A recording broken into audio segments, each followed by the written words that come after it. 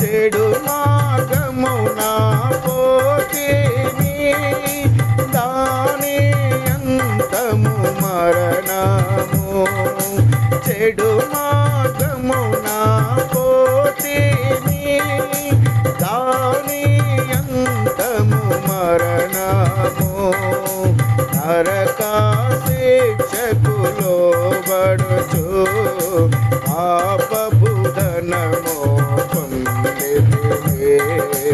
అమూల్య రక్తము ద్వారా రక్షణ పొందిన జనులారా, అమూల్య రక్తము ద్వారా రక్షణ పొందిన జనులారా,